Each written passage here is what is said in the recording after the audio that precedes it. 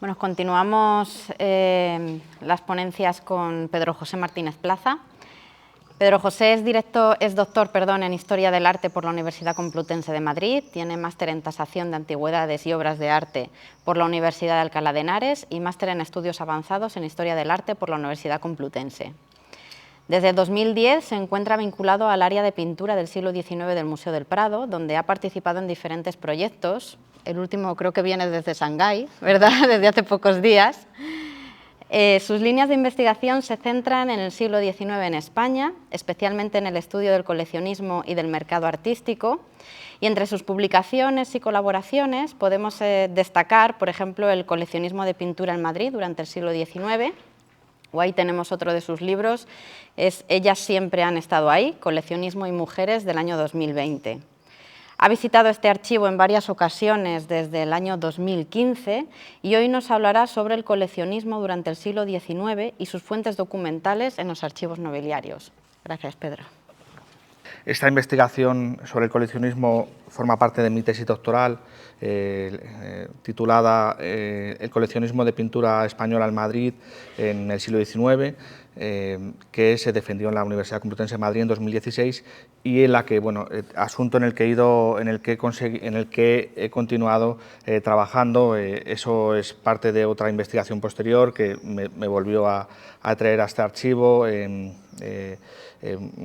dentro de un libro en común publicado por la Universidad de Valladolid y por una editorial de Aranjuez, bueno, pues vinculado al coleccionismo de mujeres, cuya portada gozosamente pues es una de las protagonistas de esta conferencia y también de esta casa, claro. Es la Ángela Pérez de Barradas, la esposa del 15º duque de Medinaceli. Bien, bueno, pues lo que voy a contar un poco aquí es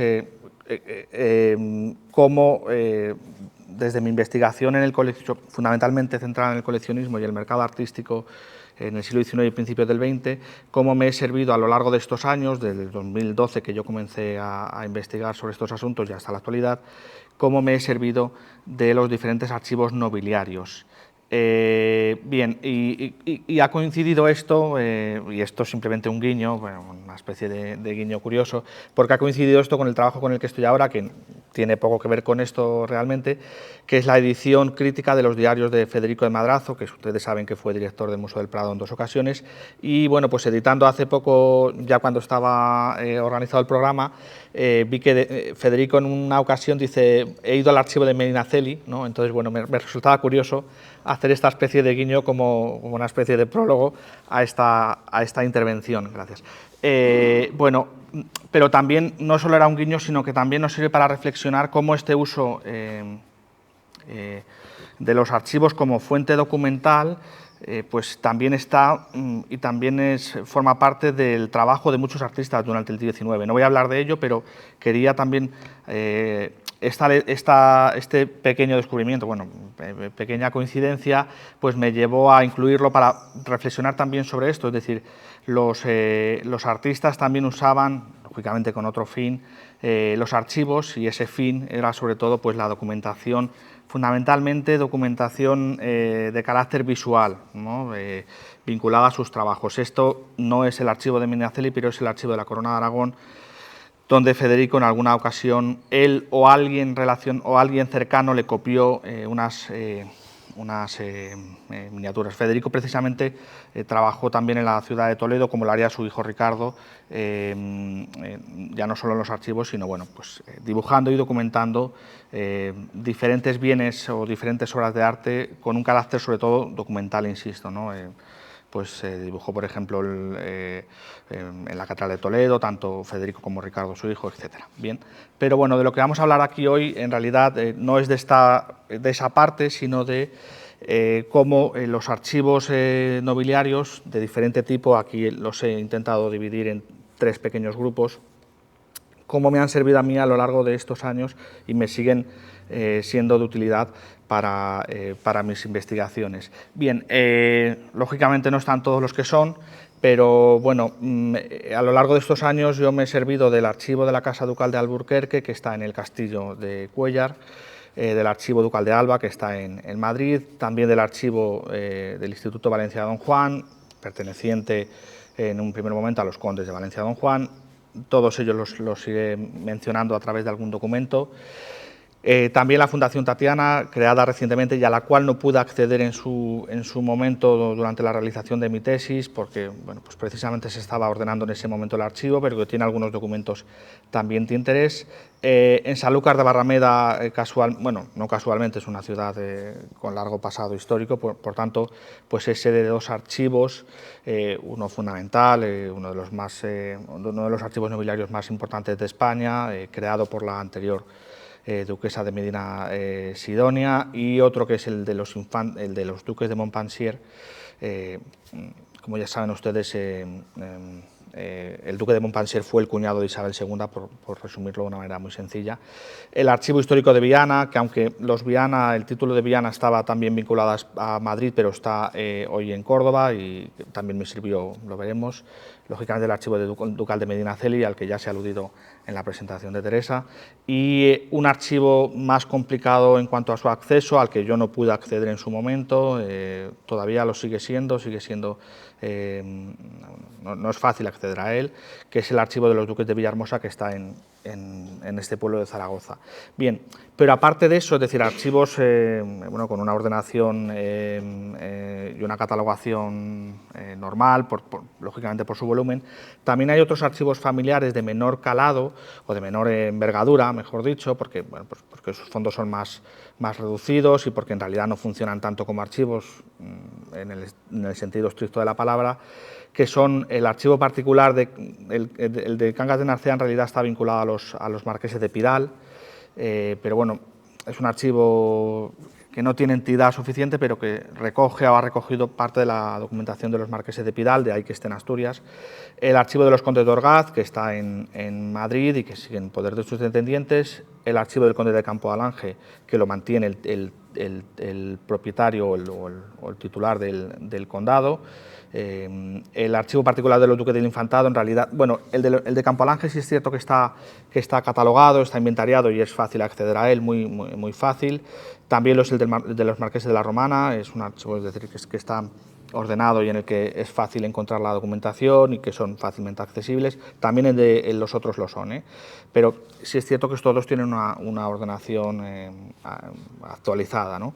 Y el archivo particular de los duques del Infantado, que en realidad no sé si llega a ser un archivo en sí, pero bueno, tiene algunos documentos de interés. Y luego, lógicamente, no es menos importante todos aquellos archivos nobiliarios que han sido transferidos a distintas instituciones de carácter público, ¿no? Por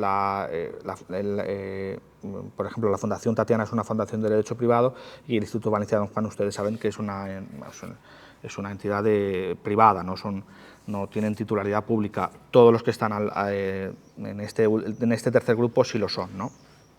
Bueno, estaría lógicamente el vecino de aquí al lado, que es el Archivo Histórico Nacional, la sección Nobleza. El Archivo Histórico Nacional, sobre todo para el Fondo de María Cristina, que no deja de ser un fondo pues de carácter también nobiliario, que esté vinculado a la reina gobernadora. Bien, el Archivo de la Guerra del IPC también es importante, ya no me voy a detener en él, pero no quería dejar de mencionarlo porque ya es un archivo que lógicamente sirve para el siglo XX, se refiere a la Guerra Civil, con todos los inventarios de incautación, está siendo un archivo bastante interesante y muy útil. En los últimos años se ha hecho un esfuerzo enorme de digitalización y de puesta en común de ese archivo, que contiene, insisto, inventarios de incautación ya lógicamente a partir del 36, pero que para mí fue útil en su momento y que lógicamente lo sigue siendo para los que se dediquen o se dedican al 20. En el Archivo General de Palacio también hay, aparte de la documentación administrativa de la Corona y de la Casa Real, hay también algunos archivos particulares que han ingresado en tiempos recientes en ese archivo. En la Academia de la Historia, aunque hay otros archivos, por ejemplo, hay una parte de un archivo privado que está relacionada con el infante Sebastián, que ahora veremos, del que hablaremos, mejor dicho, pero también, por ejemplo, está el fondo del Marqués de Lema. En el Archivo de la Villa, curiosamente, hay lo poco que se conserva del archivo de los duques de Pastrana. El archivo de la Fundación Lázaro Galdiano, como Lázaro Galdiano era un comprador compulsivo de distintos tipos de de cosas, pues tiene el fondo del Marqués de Balmar. En el Archivo Provincial de Jaén yo me encontré con el archivo de los Condes de Humanes, que estaban vinculados a Madrid. En el Archivo Provincial de Zaragoza encontré el fondo de los Duques de Híjar, bueno, no es que lo encontrara yo, es decir, estaba allí.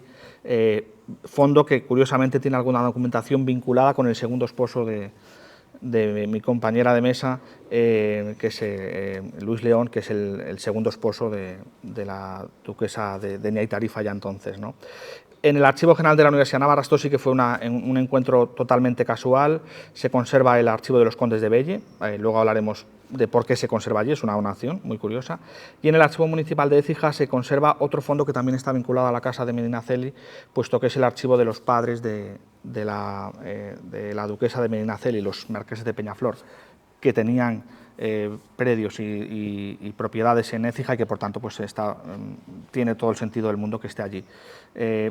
Por ejemplo, la localización, insisto, en el archivo de la Universidad de Navarra, del archivo de los Condes de Belle, se debe únicamente a una donación de la actual titular del Condado de Belle, que bueno, decidió en un momento dado, con mucha sensatez, que para que se perdiera el archivo, mejor que lo tuvieran en un archivo de acceso público como es este de la Universidad de Navarra. De la universidad, no de la pública, sino de la Universidad de Navarra. Bien, bueno, aquí a la derecha simplemente son distintos detalles de lo que vamos a ir viendo. Bien, en las investigaciones sobre coleccionismo, uno de los, quizá el instrumento de mayor utilidad y que todos ansiamos encontrar cuando nos dedicamos a investigar una colección o una familia, es lógicamente el inventario de bienes, ¿no? Y eso a veces no es posible y por eso muchas veces esos inventarios de bienes están en los archivos nobiliarios. Me explico. Lo que tienen ustedes a su izquierda es la testamentaría protocolizada, es decir, la testamentaría que está, que es cita ante notario y que por tanto se conserva hoy en el Archivo Histórico de Protocolos de Madrid, que es otro archivo fundamental lo ha sido para mi investigación. Bueno, pues en ese archivo, si vamos al inventario de bienes, sí están descritas todas las alhajas que están en la página anterior, que no he puesto, pero sin embargo cuando llegamos a las pinturas dice, creo recordar que decía algo así como las pinturas están en un inventario aparte, entonces te quedas con las ganas de saber qué pinturas tenía.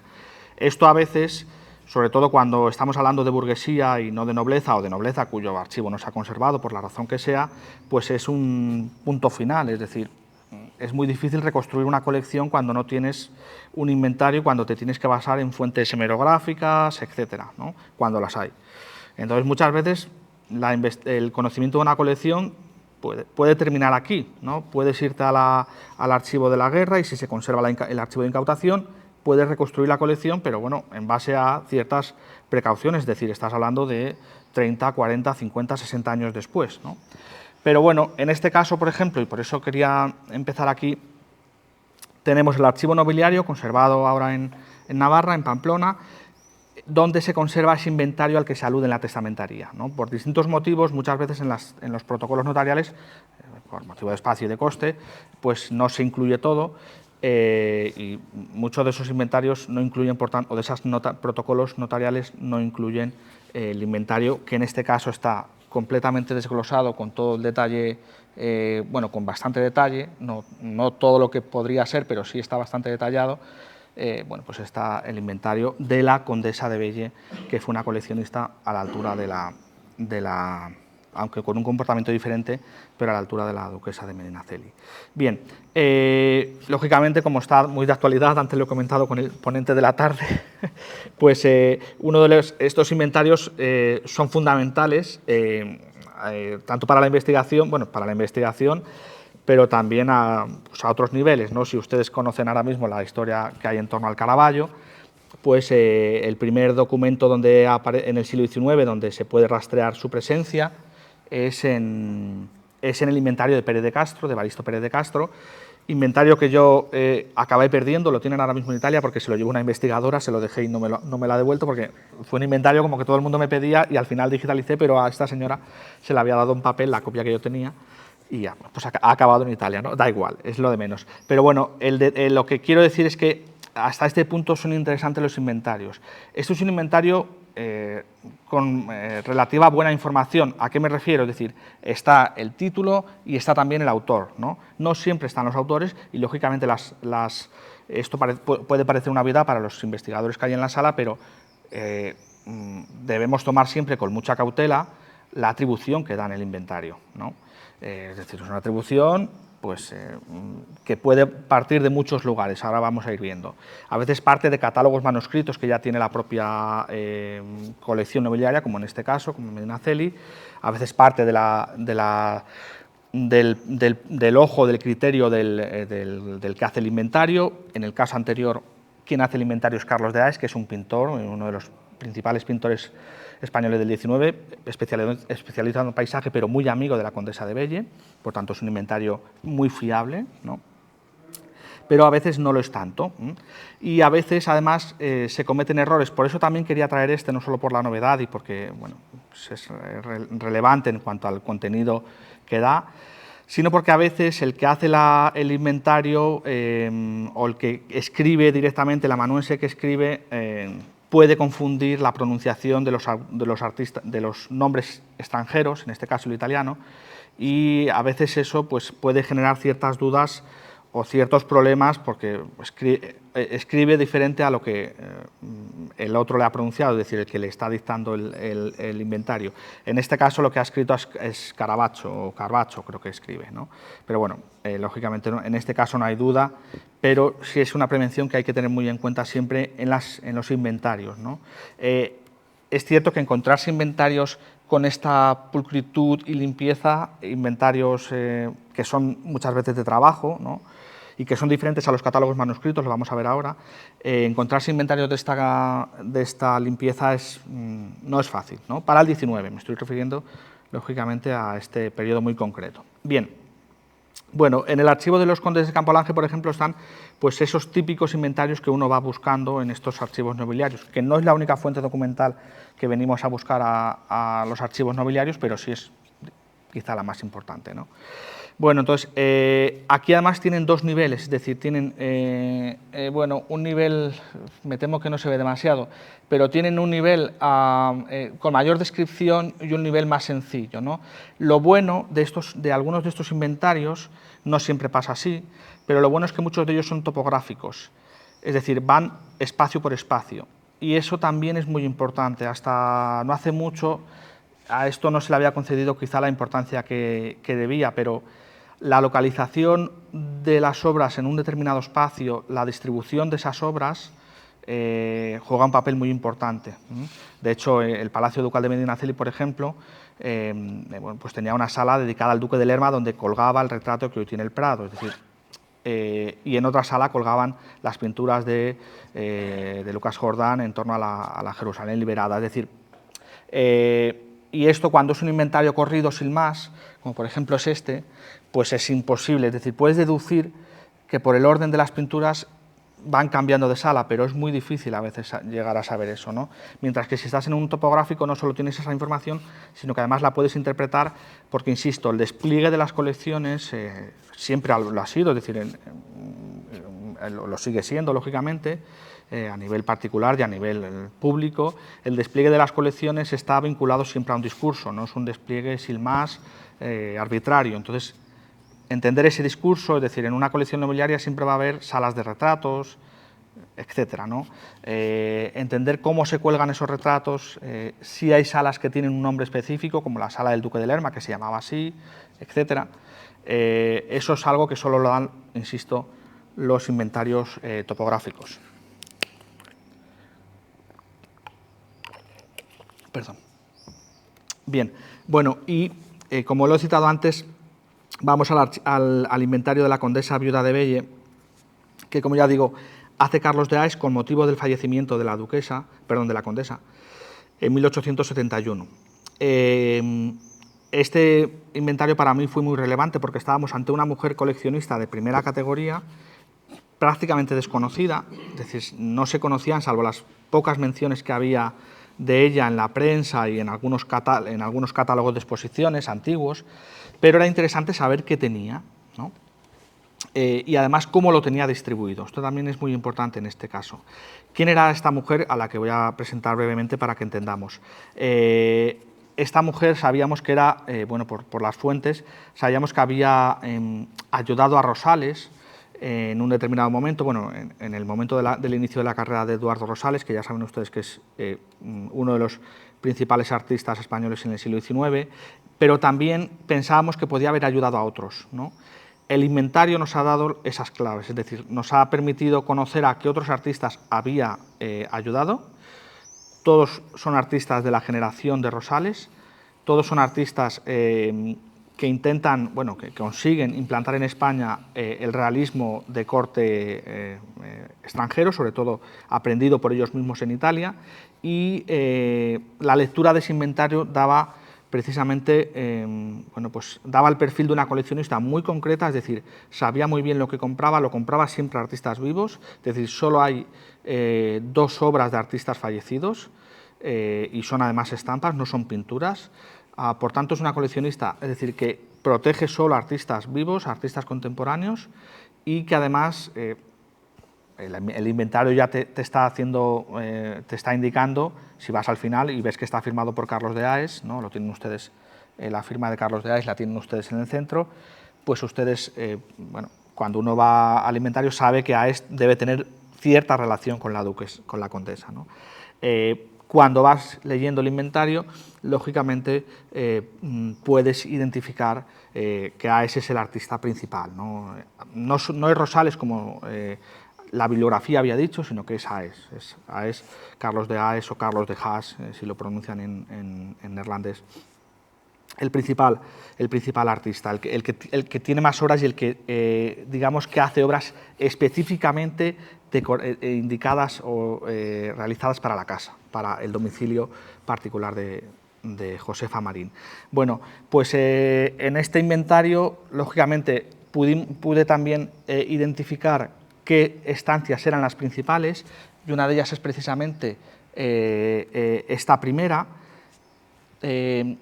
Pude conocer también qué pinturas tenía en el tocador, y esto, como tenía otros inventarios topográficos de otras mujeres nobles de ese momento, me permitió perfilar aún más la personalidad de esta coleccionista, es decir, muchas mujeres en sus tocadores tenían retratos particulares, es decir, retratos de sus familiares, mejor dicho, no particulares sino familiares, pero en el caso de la condesa viuda de Bellen no, es decir, no tenía este tipo de imágenes, ¿no? Bueno, por su propia personalidad. Y bueno, lógicamente este inventario también tiene una tasación. Con las tasaciones, es decir, tiene primera fila título, segunda columna, perdón, primera columna título, segunda columna autor y tercera la tasación, ¿no? Las tasaciones son importantes hasta cierto punto. Yo siempre le concedí y le sigo concediendo importancia, pero es cierto que las tasaciones a veces pueden ser equívocas, pueden ser intencionadas, pueden estar arrastradas por tasaciones anteriores de otras testamentarias familiares, en este caso no, porque las obras las compra ella, por tanto son tasaciones más fiables, pero las tasaciones, insisto, a mí lógicamente siempre me servían para bueno, intentar ver cuál era la obra de mayor valor o de mayor interés en esa colección. Tengan ustedes en cuenta que no todas las pinturas están identificadas ahora mismo, por tanto, bueno, pues, también es importante saber la tasación cuando a veces no sabes a qué cuadro se está refiriendo, al menos saber el autor, etc. Y también estas tasaciones pueden servir para, bueno, pues para ver si, como a veces podía demostrar o pude demostrar, que el valor de la escuela española estaba por debajo de la italiana, que había autores más valorados que otros, etc., ¿no? Bien, bueno, el inventario en este caso, lógicamente, lo firma, como les he dicho, Carlos de Aes, y otro inventario también destinado a una testamentaría, en este caso ya nos vamos a la propia Casa Ducal de Medinaceli, son estos estos inventarios distribuidos por lotes son la testamentaria, es decir, a partir de 1904, que hacen con la muerte de la duquesa, bueno, de Ángela Pérez de Barradas. Estos están en Sevilla, yo los fotografié en su momento en Sevilla, y están hechos también por pintores importantes, por pintores vinculados a la duquesa. Muñoz de Gren, por ejemplo, que fue un artista bueno, que recibió algún encargo de la duquesa incluso y que estaba haciendo su testamentaria, pero también en este caso Luis de Madrazo. Bien, bueno, ya digo que en este caso están distribuidos por lotes, y por eso tienen una letra encabezándola, la U y la R, pero también algunos de ellos son topográficos. Bien, y luego, bueno, hay otros documentos que también sirven, aunque digamos que quizá no tienen toda la información que deberían tener, que son las circunstancias. En este caso, en el Archivo Ducal de Medinaceli se conservan pues, cartas relacionadas con las circunstancias de la tasación, los cuadros que se han excluido, los honorarios cobrados, etc. En este caso, por ejemplo, no, pero en otros casos, cuando he encontrado este tipo de documentación que no es tan habitual, veo que muchas veces, y eso es importante también tenerlo en cuenta, también a mí me ha servido y a otros compañeros, porque muchas veces los retratos familiares, no en este caso, pero en otras ocasiones, quedaban fuera de la división, ¿no? Y por tanto quedaban fuera de los inventarios. Y a veces yo al principio, cuando comencé, pues me extrañaba en algunos casos no encontrar esos retratos, pero luego me fui dando cuenta que en realidad en muchas ocasiones se decidía no tasar los retratos familiares, y en algunas de esas cartas se señala esa exclusión y se justifica, ¿no? Bien, bueno, y hay otros inventarios que también nos han servido, como en este caso, el cuadro, ya saben ustedes que ahora pertenece a las colecciones del Museo del Prado, pero fue encargado por la reina María Cristina de Borbón, ya entonces duquesa de Riansares, casada con Agustín Fernando Muñoz, el duque de Riansares, y bueno, cuando se establecen definitivamente en París, construyen un hotel, el llamado Hotel de España, que luego fue de esta duquesa francesa, y por tanto lo pueden ver ustedes escrito identificado como el hotel de la primera propietaria o de la segunda propietaria, que fue ya la duquesa d'Ussé. Bueno, en este caso hay un inventario que está en el archivo de la Reina Gobernadora, en el Archivo Histórico Nacional, y es un inventario que se hace cuando se levanta este palacio y se decora, es decir, para dejar constancia de lo que hay allí. No es un inventario vinculado a una testamentaría. Estos inventarios son mucho más extraños. Lo normal es que haya una transacción de por medio o un cambio de manos, por decirlo de una manera cotidiana, y que por tanto eso justifique la realización de un inventario. En este caso no, en este caso es simplemente se decora, se termina el inventario, se termina el palacio y se hace un inventario que es muy sucinto, es decir, algunos tienen autor, pero no todos lo tienen. Entonces, en el caso, y además no es que estén en francés, que ese no es el principal problema, sino que a veces los títulos son muy escuetos, ¿no? Y en este caso, por ejemplo, lo era, pero sí, gracias a este inventario que era topográfico, pudimos entender el verdadero sentido del cuadro, el verdadero sentido de este cuadro, que no es otro que bueno, pues demostrar el papel que la reina regente había tenido en la Primera Guerra Carlista, que es lo que se está representando, y bueno, cómo había sabido defender Madrid de los carlistas que están aquí, ¿no? Que es todo este bando. El cuadro se disponía en el Salón Rojo, así lo llama el inventario, y estaba rodeado, y eso era muy importante también, estaba rodeado de retratos familiares de toda la familia, ¿no? El cuadro además servía de techo. Sabíamos que había servido de techo, pero no teníamos la constancia documental, y en este caso dice un plafón, ¿no? Estaba sirviendo de plafón, y debajo de él estaban todos los retratos familiares. Bien, eso también nos permite identificar, este inventario también me ha permitido identificar otras imágenes, bueno, puestas de actualidad. Ya saben que sobre el duque de Riansares y los duques de Riansares pues hay una sombra actual, o bueno, una polémica actual porque se enriquecieron con con el esclavismo, ¿no? Entonces, siempre se usaba esta estampa, pero no se sabía bien qué representaba. Y en el inventario está el cuadro del que partió esta estampa. Y en ese cuadro se dice, el duque de Riensares paseándose por la Malmaison, de nuevo está mal escrito, es decir, es la Malmaison. La Malmaison era el palacio que tenían antes de hacerse este otro. La Malmaison es lo que está al fondo. Era un palacio en las cercanías de París, que es donde primero residen.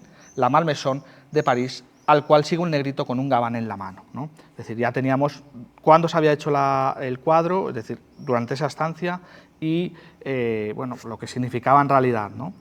Y hay otros inventarios, en este caso son únicos o casi únicos de este fondo, del fondo de los duques de Osuna.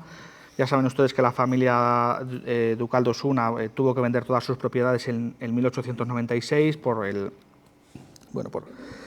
la mala gestión o la gestión nefasta del hermano de Pedro, de Mariano Tellez de Girón. Pedro es el que está aquí, Mariano es el 12º duque, que es el que malgasta parte de los fondos de la familia, y para pagar a los acreedores tienen que vender todo, ¿no? Incluida la colección pictórica, que fue entonces cuando se dispersó. Bueno, en el archivo de la nobleza aquí al lado se conservan en ese fondo Osuna, que procede precisamente de esos, es decir,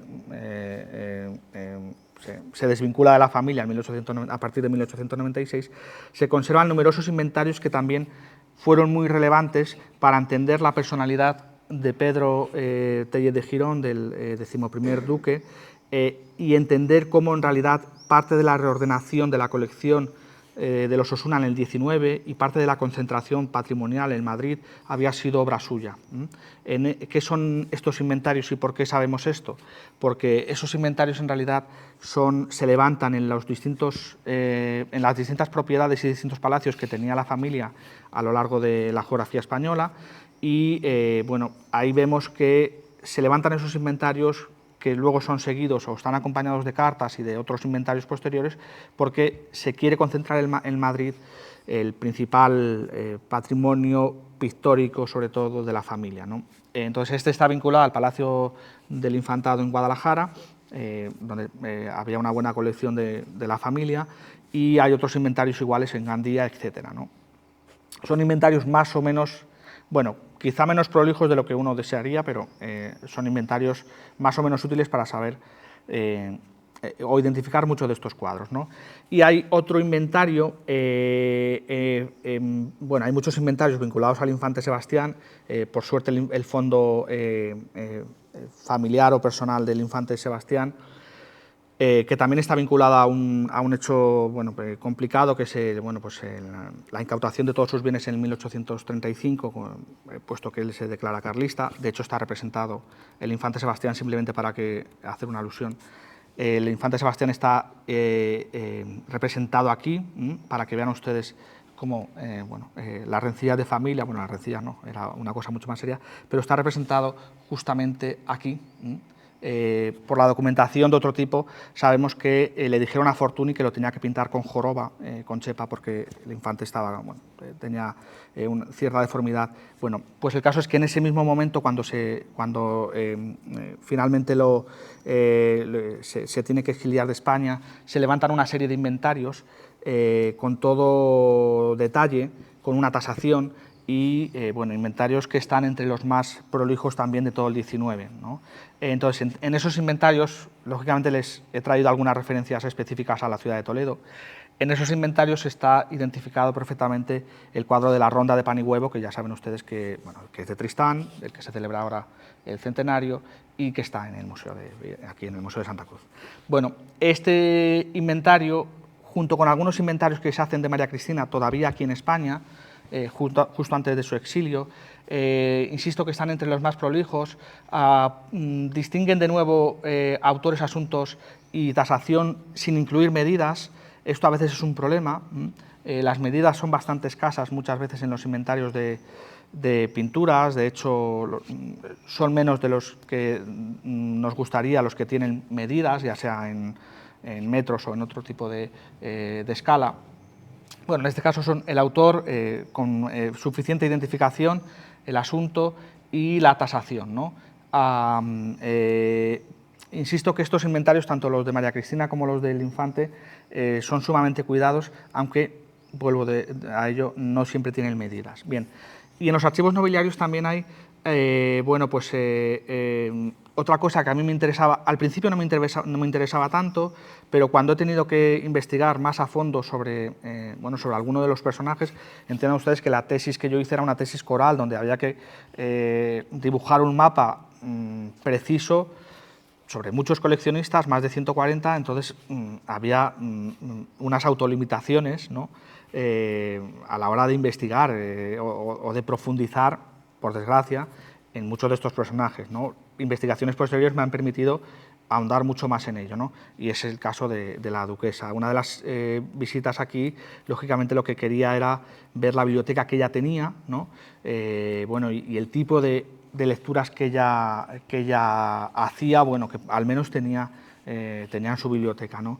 Y bueno, pues en esa biblioteca había muchas obras de Zorrilla, incluso algunas con dedicatoria autógrafa, lo sabemos por el propio inventario, y hay muchas obras bueno, del naturalismo o de escritores naturalistas como, bueno, Pardo Bazán, etcétera, ¿no? Y Juan Valera. Eso me permitió, y ese tipo de inventarios que en un primer momento, cuando te dedicas a una cosa más genérica, quizá tienes que pasar por alto, a veces pasas por alto aunque no quisieras, cuando te centras más en la persona, bueno, pues te ayudan, o creo yo que te ayudan a dibujar su perfil. Bien, y luego hay otra cosa, que eso lógicamente siempre está, o únicamente está en archivos nobiliarios o en archivos familiares, que son los catálogos manuscritos. Yo, por mucho que he buscado en librerías de viejo, etcétera, es muy difícil encontrarse este tipo de información o de documento, ¿no? Porque son manuscritos, no están publicados. ¿Qué son los catálogos manuscritos? Los catálogos manuscritos no son otra cosa que los catálogos de la colección, sea en este caso pintura y cerámica, sea solo pintura, sea pintura y heráldica, etcétera, ¿no? Poseían muchas casas familiares, muchas casas nobiliarias, en las testamentarías protocolizadas muchas veces se alude a esos catálogos, pero esos catálogos no siempre aparecen.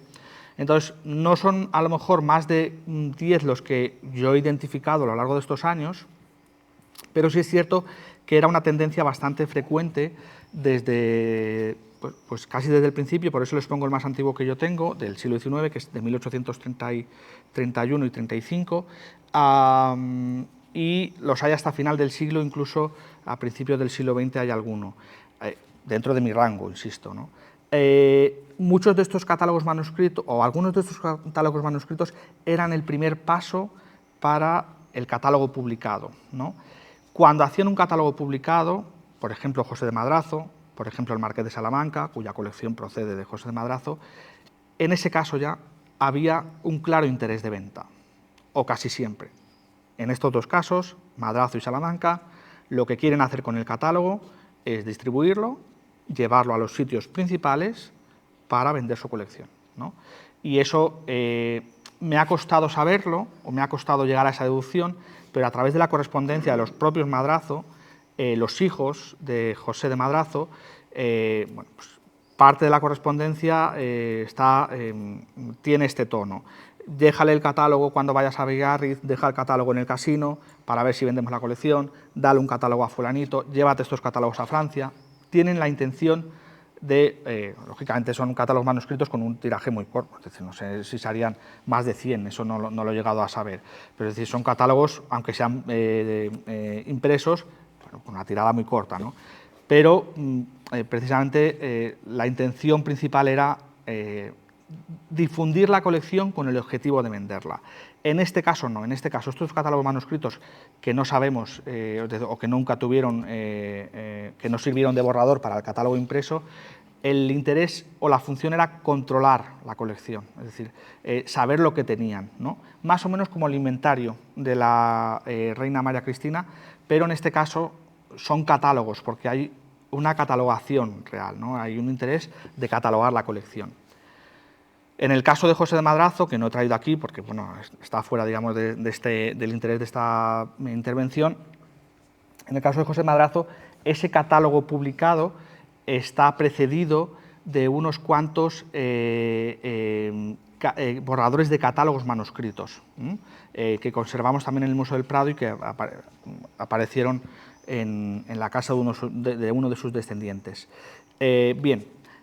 Bueno, uno de los primeros, ya digo, del 19, el primero del 19 en realidad son estos dos, es el Duque de Alba.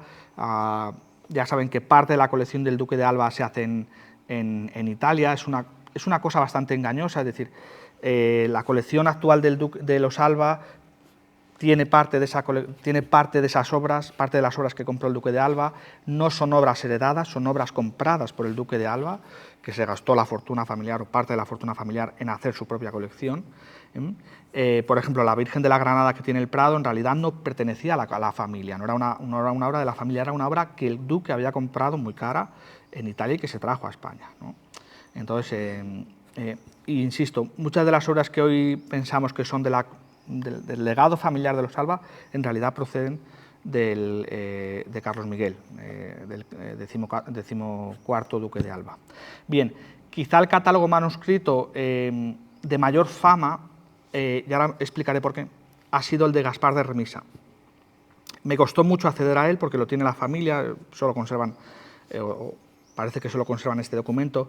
La colección y el archivo de Remisa debió perderse en parte en la Guerra Civil. Yo intenté localizar parte de ese archivo en la provincia de Cuenca, puesto que una de las dos hijas casa con un Riansares o con un familiar de Riansares y se van a Tarancón y tiene una finca en Tarancón, etcétera, y Salinas, etcétera. Pero debió perderse, aunque por suerte conservaron esto, porque también tenía un valor, es decir, tenía un valor documental, pero también tenía un valor de autenticidad para la familia.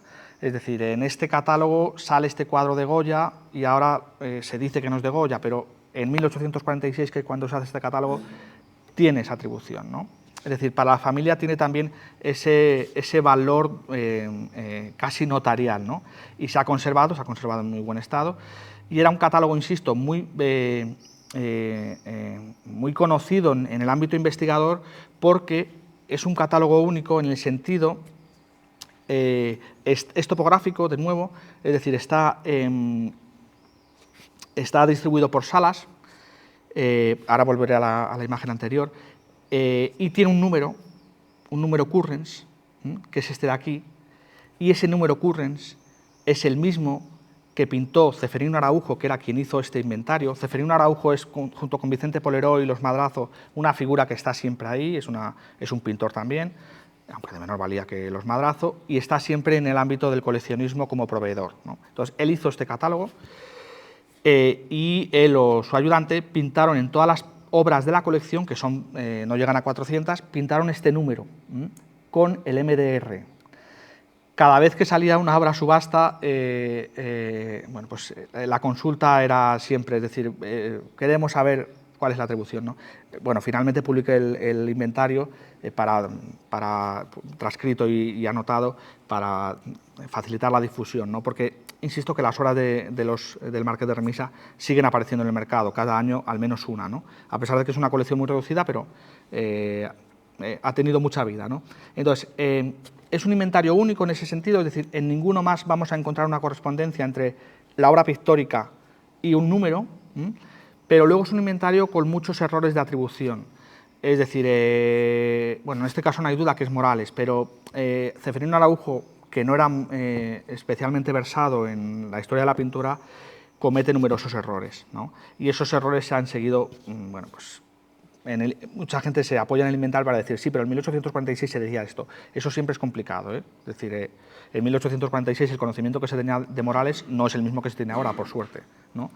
Bueno, entonces, en ese inventario, además, lo importante es que es topográfico, y uno de los descubrimientos, quizá el principal que ofrecía este inventario, la lectura pausada de este inventario, era que el protagonismo principal de la colección de Gaspar de Remisa no era ni la pintura religiosa ni nada, era los bodegones.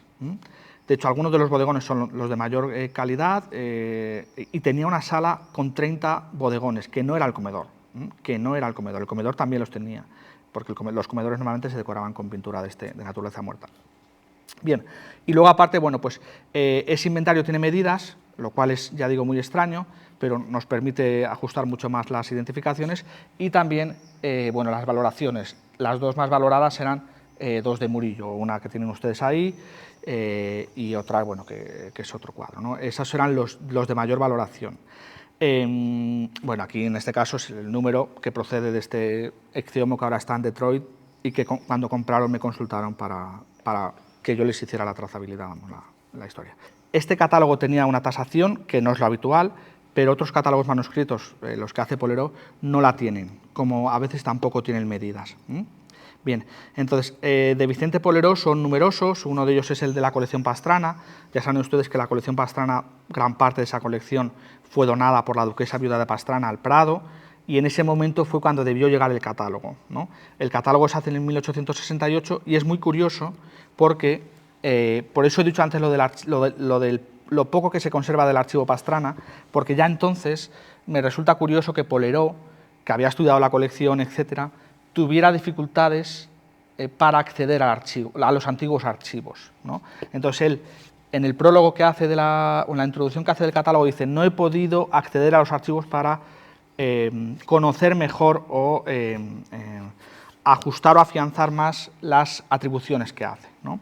Bueno, lógicamente lo firma y lo fecha, y va colocando por distintos autores, ¿no? La numeración no tiene nada que ver, no tiene correspondencia con ninguna numeración en los cuadros, y hace lo que había hecho ya su maestro, que era Madrazo. Madrazo, en su propio catálogo, este catálogo publicado que él hace, recoge en cada cuadro no justificación de la autoría, que sería lo necesario y lo que nos sería mucho más útil, porque veríamos el nivel de conocimiento que ellos tenían por ejemplo, de la pintura flamenca, sino que se dedica únicamente a hacer una descripción del asunto, ¿no? En este caso ven la descripción del asunto y bueno, lo relaciona con otros de la colección, porque el conjunto principal de la colección Pastrana eran precisamente los bocetos que hoy tiene el Prado. Casi todos, no tiene todos, porque algunos se habían vendido anteriormente de la donación. Bueno, esto va a ser muy habitual en los catálogos de Poleró, y yo creo que lo que hace es seguir al maestro, insisto. Madrazo cogía cualquier cuadro, pongamos de Rubens, identificaba con mucho detalle el asunto, pero luego a la hora de ajustar la atribución, no decía nada, ¿no? No justificaba la atribución, que hubiera sido lo curioso, ¿no? Lo deseable, perdón.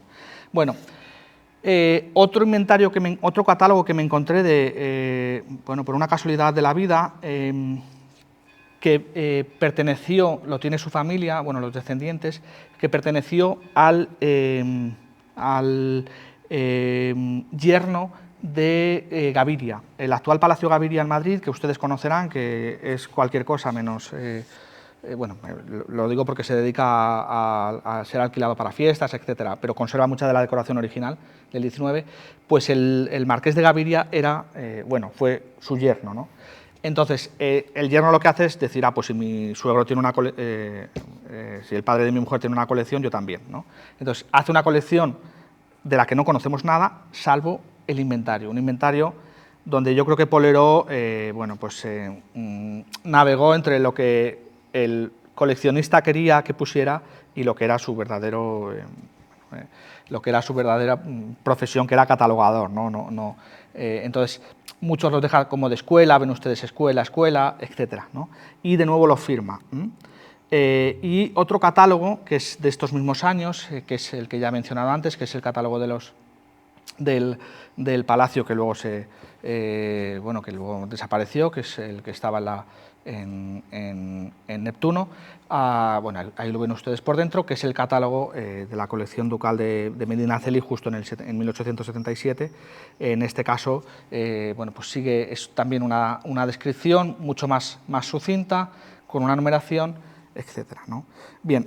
Y el único catálogo nobiliario o de colección nobiliaria que llegó a imprimirse, yo creo que también con la finalidad de venta, fue el de que también hizo Poleró, por eso lo pongo aquí, que es el Marqués de Santa Marta. La colección del Marqués de Santa Marta es la que posee en parte la Fundación Tatiana, son descendientes, ¿no? Tatiana Pérez de Guzmán el Bueno era la fundadora de esa fundación, que ya falleció y que era descendiente de Enrique Pérez de Guzmán. Entonces, bueno, en ese catálogo hay lógicamente muchos cuadros, pero les he traído precisamente uno de un pintor vinculado a Toledo, que es Loarte, que es el de la gallinera, que está, bueno, está ahí, ¿no? Esto ya es más sencillo, es decir, es lo mismo, pero puesto en limpio, y en este caso sí tiene las medidas, como otros catálogos de impresos, Salamanca, por ejemplo, o Madrazo, las tenían.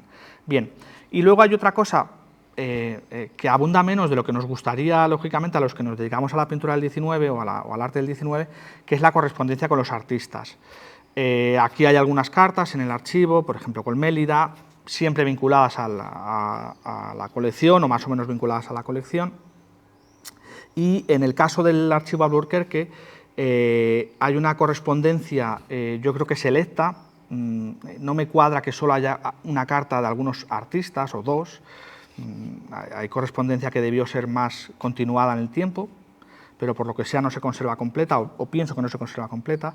Bueno, entonces en este caso es muy curioso porque está ordenada por artistas, cada carpetilla tiene su artista determinado, en este caso es Agustín Querol, que ya saben ustedes que era escultor, y aquí, bueno, la carta, ¿no?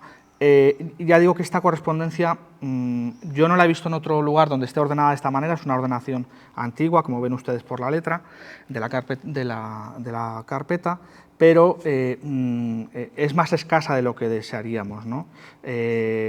Por ejemplo, el año pasado yo he publicado el último tomo de la correspondencia de los Madrazo, y en esa correspondencia hay de muchos nobles, pero en los archivos donde yo he estado no está la carta de Federico de Madrazo o la carta de Luis de Madrazo, ¿no? Pero sin embargo nosotros sí tenemos la respuesta del duque o de la duquesa, como por ejemplo la Medinaceli, la tenemos a esa carta, pero la otra carta no está, ¿no? No sé, bueno, entiendo que a veces a esta documentación no tenía el interés, el hecho de que se haya conservado el archivo de los Madrazo con más de 2.200 cartas es casi un milagro, es decir, porque no tenía quizá el interés que una testamentaría, que un inventario de bienes, etcétera, ¿no? Bueno, era una documentación que en un determinado momento, o en muchos momentos, se consideraba de menor interés. Bien, quien sí conserva, por ejemplo, una secuencia bastante extensa de cartas es el archivo de Conde de Campoalange, porque los condes de Campoalange, ahí tenemos a José de Negrete, que era fue el protector de Manuel Arbós, que era un miniaturista que fue, no sé si la palabra es mendigando, pero fue implorando ayuda a distintos nobles y a la corona. Entonces consiguió que el conde de Campoalange le pagase una estancia en Roma, y cuando el conde muere consigue que lo haga Isabel II, etc. Pero la correspondencia es muy prolija, es decir, son cartas muy largas y muy interesantes, donde habla también del ambiente artístico en Roma, ¿no? Esta es una de ellas, pero hay, me parece que eran 5 en total, que tienen gran interés, ¿no? Bien, aquí en Nobleza se conservan también algunas cartas de Marcos Iraldez, que era lo mismo, es decir, era el protegido del duque de Osuna, del 12º duque de Osuna. Y aquí se conservan algunas cartas tanto de Marcos Iraldez con el duque como de Marcos Iraldez con los administradores. Marcos Iraldez era un pintor sevillano, hoy considerado como un pintor de segunda fila, pero por alguna razón el duque lo protegió, ¿no? Bien, bueno, y aquí en Medinaceli pues se conservan, por ejemplo, cartas que ya no son solo de artistas como Ivo de la Cortina, sino también cartas de anticuarios como Saturnino Cervera, que era un anticuario relativamente conocido en Madrid. Y aquí también encontré un fondo de gran valor. Justamente se había publicado hacía poco una cosa sobre la extracción de bienes de las colecciones públicas, bueno, de la colección real y de las colecciones nobiliarias durante el periodo napoleónico. Ya saben ustedes que muchos cuadros se llevaron a Roma, y entre los cuadros que se llevó fue el que ahora tiene en depósito de esta fundación, de la Fundación Ducal de Medinaceli, el Museo del Prado. Y aquí estaba la documentación muy interesante, insisto, sobre toda esa recuperación de los bienes, y hay una carta muy elocuente de Francisco Lacoma. Justamente un investigador había hecho un artículo reciente sobre Francisco Lacoma, pero sin consultar estas cartas. Y en ella dice, aparte de otras cosas, dice, bueno, pues eso, que querían, lógicamente, recuperar el patrimonio que era de España, y no solo que era de la familia, sino que era de España, es lo interesante, ¿no? No dice, quiero recuperar su patrimonio, sino, es el patrimonio suyo, pero también de España, ¿no? Es una cosa que nos habla ya en un periodo muy cercano del interés patrimonial que la extracción o la dispersión patrimonial, por usar una palabra más correcta políticamente, pues había conllevado los desmanes de Napoleón, porque en realidad fueron desmanes en toda España, ¿no? Bien, y luego hay otra correspondencia con comerciantes. Esta es muy escasa. En realidad, yo recuerdo solo el archivo Viana, del Marqués de Viana, y el archivo de los marqueses de Peñaflor, los padres de la duquesa, donde bueno, se conservan diferentes... esto también es interesante para documentar y para conocer más a fondo la forma de trabajar, la dirección social, etcétera, de los anticuarios y de los comerciantes de distintos tipos de bienes de lujo en Madrid en el siglo XIX. Y luego, bueno, otras notas. Esta es una nota escrita por José de Madrazo, que era proveedor del infante don Gabriel y que es igual que esto, pero en lugar de tener su membrete, lógicamente Madrazo no se dedicaba a esto, y es un periodo muy anterior. Ese tipo de papeles no existían en realidad entonces. Lo que hace es, bueno, pues hacerle una hoja de venta, te vendo estos, ¿no? Bien, y entre esa documentación, por eso les traigo esto, porque es Toledo, lógicamente, entre esa documentación del infante don Gabriel con proveedores, no dejan de ser proveedores, también está el papel que usamos durante la exposición del Greco en 2014, del Greco en el Prado, y que ya, de una manera ya clara, demostró que la copia que hay en el convento de Santo Domingo no es de José Aparicio, como se había dicho en alguna ocasión, sino que es de Carlos Luis de Rivera y de Luis Ferrán, que además eran pintores, lógicamente, jóvenes, que podían copiar con una mayor exactitud el registro artístico del Greco, cosa que Aparicio, un pintor neoclásico ya al final de su vida, es que era imposible que hubiera hecho eso, como demostró el papel, donde lo que están haciendo es cobrar la copia, ¿no? Es lo que dice este recibí. Bien, bueno, en el archivo Viana, como ya digo, hay mucha de esta documentación. Eso me permitió, por ejemplo, descubrir que Isidoro Lozana había trabajado como decorador, es un pintor discípulo de Federico de Madrazo, y también muchas facturas, incluso las cartas de pensioneros romanos al marqués pidiéndole las fotos de los retratos de Goya, de las obras de Goya que tenía la colección. Bien, en el Archivo General de Palacio, aparte del fondo del infante don Gabriel, se conserva también el fondo de Alejandro Soler. Alejandro Soler era el administrador de los marqueses de María Luisa de Borbón y Vallabriga, de los duques de San Fernando, pero también de otros. Y hay también documentación de otros nobles como los Castro Serna. Y luego la documentación de carácter personal, esta es escasísima, es decir, en realidad voy a poner dos diapositivas porque es muy raro encontrarla, pero hay una de gran valor que creo que no he puesto aquí el pie de foto. Bueno, esto es una libreta de contactos, no como la podríamos entender hoy, no es una agenda, no es un listín telefónico, sino que es una especie de libro, de cuaderno manuscrito, donde el conde Valencia de Don Juan va anotando ciudad por ciudad lo que hay en esa ciudad y quién le puede surtir de obras para su colección. Esto es un documento único. Yo no conozco otro en archivos nobiliarios, del siglo XIX me refiero, pero bueno, les he traído el ejemplo de Ávila porque está el jarro con dibujado, pero también les quería traer Toledo. Entonces en Toledo, bueno, pues se menciona la biblioteca provincial, que el contacto se le ha dado Gregorio Cruzada Villamil, y se menciona Toledo es alfabético, más o menos alfabético. Entonces aquí está, por ejemplo, no recuerdo porque no lo... sí, el asilo de huéspedes y otro proveedor que ahora no recuerdo cuál era, que era bueno, otro de Toledo que está aquí, ¿no? Que son estos dos. Bien, este documento, insisto, que es algo casi único, y también casi único es el diario del Duque de Alba, del 14 Duque de Alba, o del 14º Duque de Alba. Lo que les enseño aquí es una copia mecanografiada ya en el siglo XX, pero se conserva también el original, ¿no? Bueno, y otra cosa también muy difícil de ver en estos archivos, entenderán que para mi disgusto y para el de otros muchos, lógicamente, investigadores, son las planimetrías, los alzados, los proyectos, es decir, lo que podríamos considerar fondos de carácter artístico por su naturaleza y por su función, ¿no? Entonces, esto es el caso de un alzado para la biblioteca, si mal no recuerdo. Hay 3 o 4 más aquí, si no recuerdo mal. Esto que está en los Duques de Montpensier, que es en fin, esto es, insisto, escasísimo, salvo los álbumes que conserva el archivo que he dicho antes de Villahermosa, en Pedrola, donde se conservan varios de los muchos álbumes que hizo Valentín Carderera. Y se conservan en el archivo, o colección particular de los duques, ¿no? Y la fotografía, insisto, para ir cerrando ya, es todavía más escasa.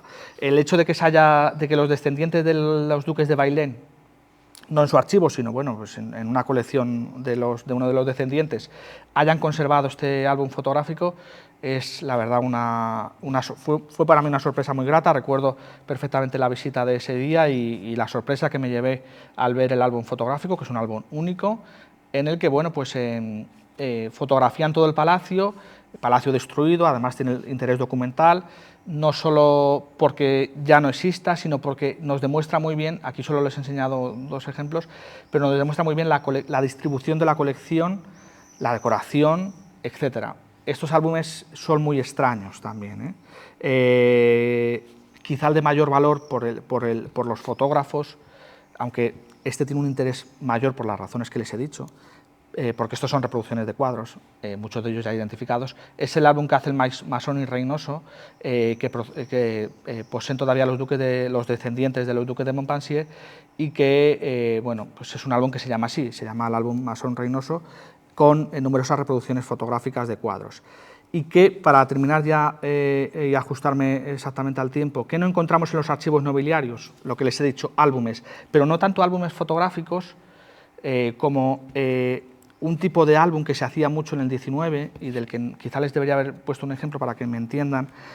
Son álbumes que se regalaban normalmente a las damas o a las mujeres de la familia, donde los distintos artistas, poetas, etcétera, iban dibujando o iban escribiendo un poema de manera pausada, es decir, no reunían a todos a la vez, sino que según iban recibiendo visitas, les sacaban el álbum. Federico de Madrazo dibujaba lo que fuera y pues Juan Valera, por ejemplo, podía escribir otra cosa, ¿no?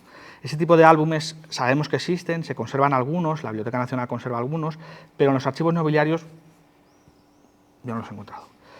La prensa, lógicamente, no tiene tampoco mayor sentido que la haya, o si la hay, bueno, pues tiene un protagonismo muy menor o no tiene protagonismo. Los libros de contabilidad a mí me ha costado mucho, es decir, yo esperaba, ingenuo de mí al principio, llegar a un archivo nobiliario y que la familia hubiera conservado el libro de cuentas donde hubieran dicho, yo le he comprado a este esto, a este otro el cuadro tal, etcétera, como nos ha enseñado la intervención anterior David. Es decir, no tengo o no he encontrado ese tipo de contabilidad que me hubiera gustado.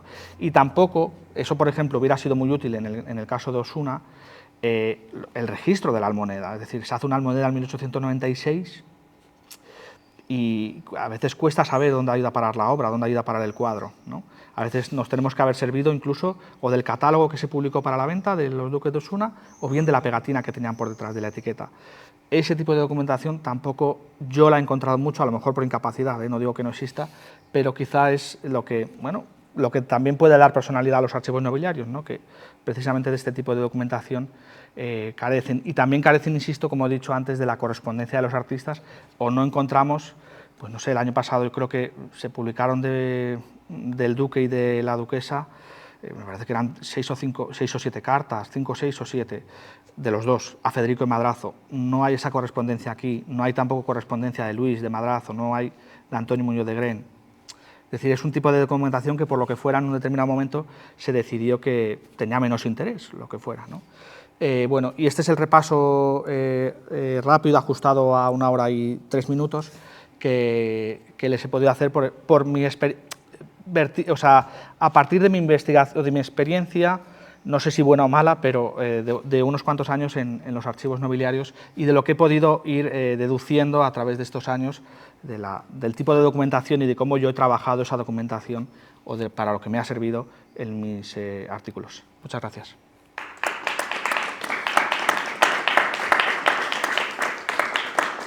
Yo solamente quería hacer una curiosidad. Es verdad que por ser siglo XIX, pero se me ocurre un poco la duda de si al consultar inventarios, ¿no? la curiosidad de si hay un tipo de evolución a la hora de programar o de diseñar un inventario por épocas, o es simplemente depende de la persona que lo escriba directamente o de la que lo encarga, o o no se puede hablar de una evolución. ¿Evolución histórica? Sí, que se encuentre, por ejemplo, si son muy específicos, inventarios de un siglo concreto o un diseño, o eso es directamente del que lo escribe. Yo reconozco que solo he consultado inventarios de finales del 18 y sobre todo del 19, de toda la secuencia cronológica del 19 hasta el 1910-11, que fueron los últimos que consulté. La diversidad no depende tanto, en mi opinión, no depende tanto de esa evolución, sino la evolución está, pues a lo mejor en pesetas y en otra moneda, lógicamente cuando no existía la peseta. O sea, es lo único que yo he visto acusable a una evolución histórica. No está en función de eso tanto, de una supuesta evolución histórica, sino que los cambios están en función de quién haga el inventario, de su capacidad, del interés de la familia por saber, de la calidad de la colección, etcétera. No tanto en que en 1809 se hagan de una manera y en 1910 se hagan de otra. El mismo tipo de información y la misma distribución de información te la encuentras en el inventario de Pérez de Castro, es decir, una información lineal, y te lo encuentras en un inventario de 1900. No, yo no lo he visto. El único cambio cronológico es pues, la función de la moneda y del metro, que también es lógicamente el que al principio no se ve y luego sí. ¿Vale? Y ya hemos visto que la persona que te tenía que hacer el inventario tampoco no se le pedía que tuviera un conocimiento. Sí, eso lo he saltado por alto porque eso dio lugar a varias polémicas. Incluso pasaron por la Academia de Bellas Artes de San Fernando porque había cierta intromisión de algunos supuestos tasadores que no estaban dados de alta o estaban registrados por la Academia y estaban validados por la Academia como capaces. Entonces, tenían que tener un título de acreditado. Sí. A partir de los años 60 hay un pleito en el que participa Federico Madrazo y a partir de entonces ya tenían que ser acreditados, aunque no siempre eran acreditados, pero sí siempre, los que yo he encontrado siempre son pintores.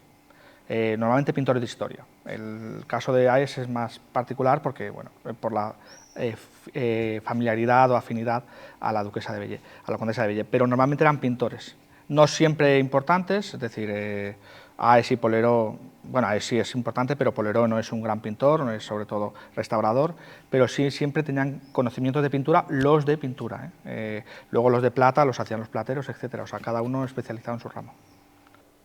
Viene muy bien documentado cuando es una donación, no solo por la capilla de una familia, sino que es a la propia catedral.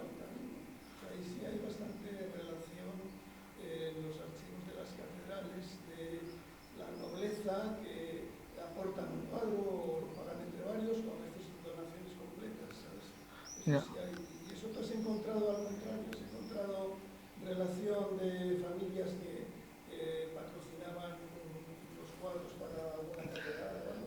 No, yo de eso no he encontrado. Regalos a vírgenes, por ejemplo, a los Montpensier sí, lógicamente, es decir, a imágenes de la Virgen. Regalos a devociones documentado cuando es una donación a catedrales, no solo por la capilla de una familia, sino que es a la propia catedral o al cabildo. O sea, ahí sí hay bastante relación en los archivos de las catedrales de la nobleza que aportan un cuadro o lo pagan entre varios o a veces donaciones completas, ¿sabes? Eso sí hay. Y eso tú has encontrado al contrario, has encontrado relación de familias que patrocinaban unos cuadros para alguna catedral o algo. Regalos a vírgenes, por ejemplo, los Montpensier, lógicamente. Es un fondo muy bueno ese de las vírgenes. A revisar, sí. Regalos a devociones públicas, pero a catedrales. Encargos. En la colección que tenemos de la Asociación de Archiveros de la Iglesia, yo no soy religioso, yo, o sea, soy arquitecto, a la inversa no me he encontrado. Soy fundador de la Asociación de Archiveros de la Iglesia. Salvo las referencias de los duques de Montpensier, ya digo, pues. Y ahí tenemos un volumen cada año, Archiveclesia, y tenemos 3 jornadas dedicadas a la relación con la nobleza. Tenemos 3 volúmenes en la que cada delegado diocesano o archivero publica, y ahí sí tenemos documentación en ocasiones de donaciones, donativos y tal. O sea, es un fondo muy bueno ese de Archiveclesia. Sí, tenemos yo creo que la asociación se fundó en el 82, tenemos como 40 catálogos, porque ha habido algún año que se han hecho 2 reuniones anuales de actas. Yo, o sea, a la inversa no me he encontrado No has encontrado. Salvo la referencia de los que tenemos en Mansilla, pues, mantos, coronas, etcétera, era donde únicamente decías, bueno, tenía suficiente envergadura ese tipo de documento.